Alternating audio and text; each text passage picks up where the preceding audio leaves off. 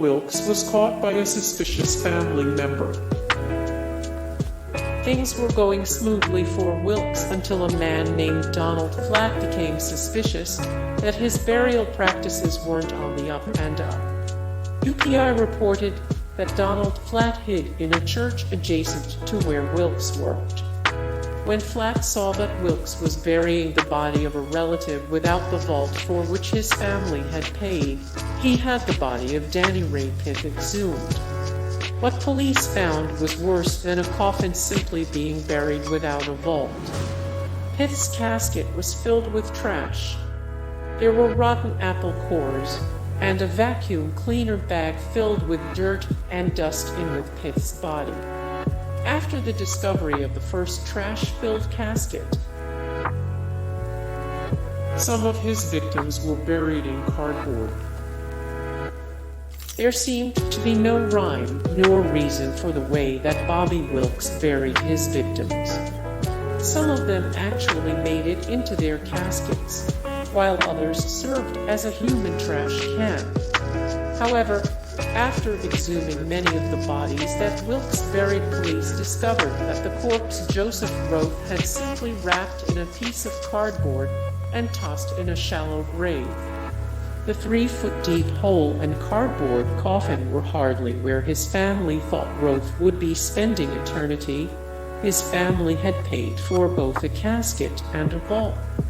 Wilks never confirmed whether or not this cardboard burial was the result of a personal vendetta against Roth.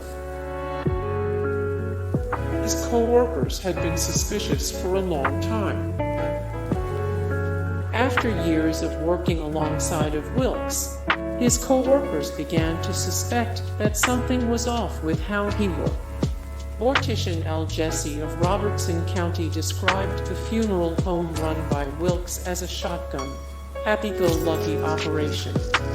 That doesn't really sound like something you want in a funeral home. Jesse noted to the Tennessee Funeral Board that he once saw Wilks move a body in the back of his Volkswagen bus because the weather was too bad to use a hearse.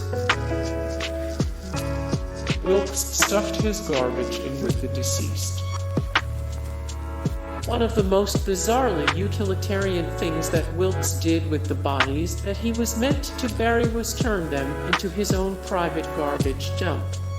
Once Wilks was caught, police began to exhume the bodies of people he'd recently buried, and they found that many of the caskets held the recently departed along with pieces of rubbish like apple cores and dog food cans. Mary Masterson, who found soft drink bottles in the casket of her mother, told UPI, "I could very easily have him killed. All it would take is one phone call. She's not a garbage disposal." Wilks would bury bodies without coffins. Bobby Wilks wasn't just overcharging people for burial vaults that he didn't use. Sometimes he wouldn't even bury a body in a coffin. There seems to be no rhyme or reason for whom he decided to just dump in shallow hole, but often he would be careless and just toss a body without even placing it in a coffin. One grave that was exhumed showed the complete lack of empathy that Wilks had for the families who had hired him. When police dug up the plot, they found that a coffin had been buried sideways and that the dead's body parts had spilled out.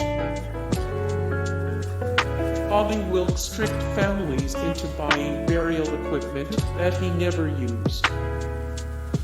How could anyone allow their loved one to be buried with a pile of trash? Bobby Wilks was very good at convincing people that the last thing they would want to do is watch the lowering of the casket into the ground.